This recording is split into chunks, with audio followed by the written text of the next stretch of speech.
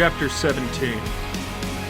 Cassandra arrived at the bunker the next night at Stephanie's given time. When she stepped out of the elevator, Stephanie, in costume save for her cowl, nearly took her to the ground with a running hug, took her by one of the wrists, and led her to the right side of the room. "Thanks for coming out tonight," Stephanie said. "This is gonna be great." Cassandra frowned as she followed her into the bunker. The uniforms, weaponry, vehicles, everything had disappeared. The room was nothing but white paneling from one side to another. It's empty. "Yeah, some of Bruce's awesome hideaway tricks," Stephanie said. "The whole floor can be lowered deeper underground, and we pull another one up over it. Kind of weird to think about, but it's just like all the stuff inside of an elevator." She stopped and tapped a foot. "This right here is the top of it," or something like that. "Why is it empty?" "Because this place is going to get messy tonight." Stephanie came to a keyboard and punched in a few numbers. "We've been eavesdropping on those Reaper jerks. That's what they call themselves, apparently. They've been zeroing in on our hideout. They think they've got to get their buddy's helmet back before we can decrypt it. They just don't realize we already have. All 4 of them are coming out tonight because they think they've got what it takes to take the helmet back, but they have no idea that we've prepared for them." Stephanie pressed the Enter key, and she led Cassandra into a small hallway before they turned into a room, with a large central monitor and keyboard console. Tim sat within, 2 empty chairs to his right. Some kind of wire hung down the side of Tim's head. Cassandra assumed it must have an earbud in it. "We ready to rock, Boy Wonder?" Stephanie took a seat next to him. Cassandra followed suit with the 3rd chair. "Ran a couple of different tests. Everything's in working order," Tim said. "All we have to do is wait. They haven't even shown up for their costumes yet." "You don't think they're going to bail on tonight, do you? After all the planning we heard? Nah, they'll be here." Stephanie leaned back in her chair, threw her legs onto the central console, and crossed one over the other. 4 bad guys in one night. Bruce is going to get a kick out of this. "How you doing, Cassie? Barely heard anything from you since yesterday." "Tired. Is Sadie feeling any better?" Cassandra braced herself for a question about the last day, but it took a lot not to flinch when asked. "Fine, I think. Haven't heard much. Hope it wasn't food poisoning or something," Stephanie said. "That stuff's nasty." "We've been to that restaurant a dozen times," Tim said. "I don't think that would have been in it." "So, what will happen when they come?" Cassandra was sure she already understood what Stephanie was implying earlier, but was desperate to change the subject. "We spent the last week rigging our defense protocols into traps," Tim said. "We're going to let them break in, lock the doors, and let the security system take care of the rest." "I mean, every now and again someone finds their way into the Batcave," Stephanie said. "It always goes wrong, but it's because Bruce is never expecting it. We've got this place covered like crazy. They can bust in, we can knock them all out, and have them off to Blackgate by breakfast time." Miranda just switched into her uniform. Tim leaned into the keyboard to type a note. "Slipstream's online too. I can already hear them." Stephanie smirked. "Did they ever decide how they're getting here?" "Sounds like they're coming by car to keep from looking conspicuous.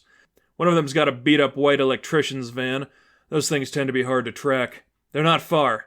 I'd say we've got 30 minutes, tops." Stephanie and Tim fell into cycles of ensuring all their equipment was working, which kept attention away from Cassandra. She could have used another night off. Even being on the streets would be easier than sitting with Tim and Stephanie, waiting in paranoia for one of them to return to the sore subject of Sadie. But for the most part, they kept their attention on one another. Finally, the time came. "They're trash-talking our cover building," Tim said with a chuckle. "One of them's trying to hack the elevator." "You've turned the alarm off, right?" Stephanie asked. "Yeah, just gotta give them a minute to try breaking in. They'll get suspicious if they get it right away."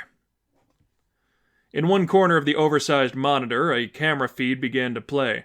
It displayed 4 figures, mostly shrouded in darkness, huddled around the door to the elevator that led to the bunker. Stephanie and Tim kept snickering for a few minutes before Tim triggered the elevator to activate, and the 4 stepped inside. With another click, he killed the lights in the bunker proper. "I don't know if you can appreciate this," Stephanie said, "but this is going to be hilarious. You've got sound capture on, right, Tim?" Tim clicked again. "I do now." "Awesome. I want to hear just how pissed off they're going to be." With the flip of a switch, the bunker's lights flashed to life. Several groans came up from the gathered Reapers. They were a colorful, diverse-looking motley crew. Cassandra recognized Slipstream and Harmony from their confrontation at the bank. The giant in green and the figure in hot pink only looked familiar from blurry pictures. Stephanie leaned over to a microphone attached to the monitor with a large smirk on her face. "Hi there! Looks like you guys wandered into a restricted area." The four searched, frantic for the source of the voice. Slipstream shouted, "Not you again! Get out here, girlie!" "No, I don't think I will. I'm quite cozy on the other side of my impenetrable wall. Smile, by the way. All you guys are on camera." "Impenetrable my ass," Harmony said. She beat her gauntlets together and approached the wall with the three heroes hid behind. "I can rip this place apart." "We only came for Figment's helmet." The green giant, Jabberwock, stepped toward her. "Don't waste your—" Stephanie took her finger off the microphone and leaned back. "Timothy, if you would, please." Tim flicked a switch of his own and killed the audio feed into the room. When Harmony's fist smashed into the wall, all four of them appeared to shout and keel over to various degrees. Even Harmony herself. A dull ring slipped through the secondary room and Stephanie activated a few buttons in front of her. The screen read, "Turrets 1 through 4 active." 4 panels on the ceiling slid open. 4 mounted machine guns descended into the room. Stephanie turned to Cassandra. "Rubber bullets. Honest." Stephanie and Tim had almost completely sealed the bunker's main chamber after the Reapers slipped in, which caused the already violent sound of Harmony's sonic punch to amplify the acoustics. Distracted by the ringing in their ears, none were prepared as the turrets unleashed their fury. Another ferocious round of sound bellowed from just beyond the wall. Harmony was both the least armored and least prepared. The blast laid into her and knocked her to the ground swiftly.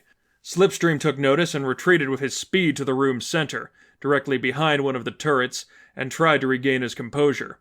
Jabberwock buffeted Minnie before Miranda stepped to his side and created a bright purple force field that gave the two enough cover to outlast the attack. Stephanie entered another command into her computer. "Turret 6 active. Check out Tim's screen," she said. Cassandra looked to Tim's side of the space as a secondary screen zoomed in on Slipstream. A spray of green adhesive hit Slipstream like a fire hose and pushed him backwards into the corner. His body was sealed to the wall with a desperate struggle, and his shouts were drowned out by the fire of more bullets. Stephanie's smile turned to laughter. "Holy crap, this is great! I could never dream it would work so well! Make sure to goop up the girl with the sonic punches too, Tim."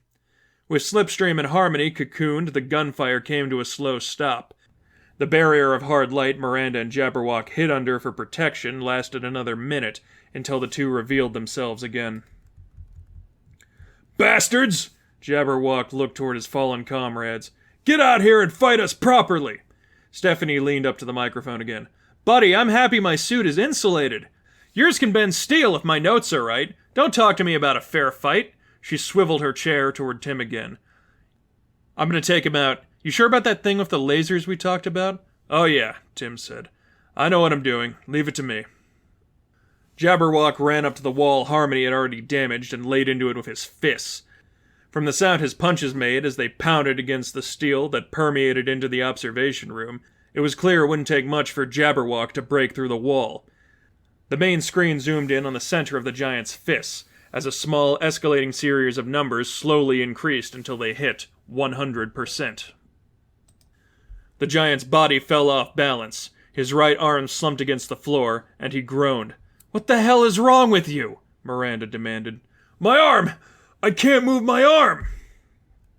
"Yeah, we only had time to build a disruptor for one of your suits based on the schematics we took from your buddy's helmet," Stephanie said.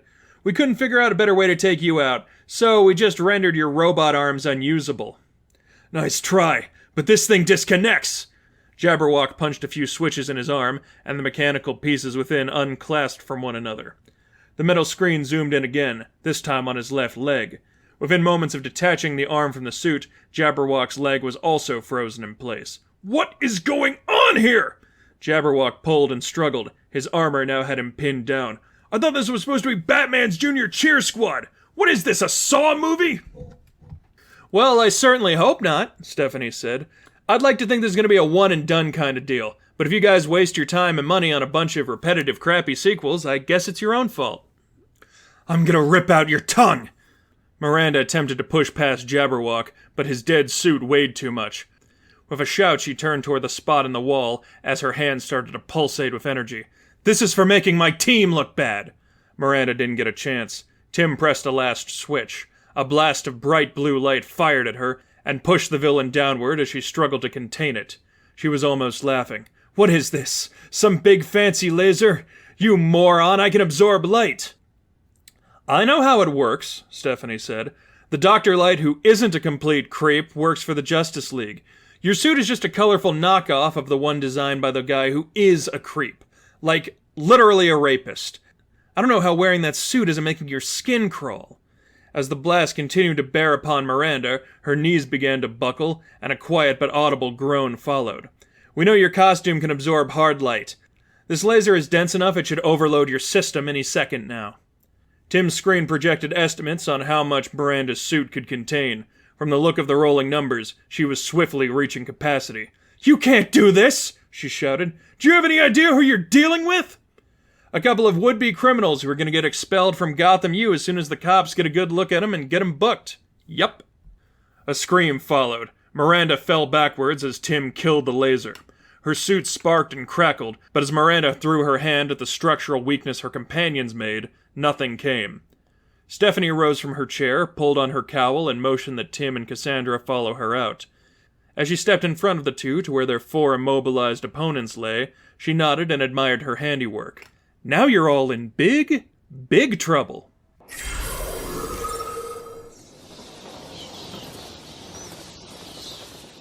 Within an hour and a half, the Reapers, forced out of their costumes and into street clothes underneath, were handed over to the police a mile from Stephanie and Tim's bunker.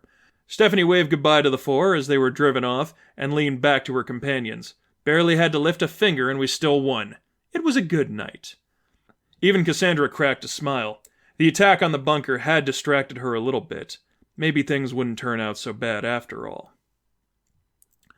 As the police drove off with the Reapers and their equipment packed into separate squad cars, Cassandra switched her communicator to civilian mode. There was a single text message from Sadie. She sighed internally. Her heart beat a little faster. She wasn't sure she wanted to open it. But when she did, there were only 3 straightforward sentences. "Haven't been sleeping so well since the other night. Wanted to talk to you. Crazy busy with school stuff. How about this weekend?" Being in the condition she was, it wasn't as if Cassandra had much choice. She needed clarity on what had happened, and what they were both going to do about it.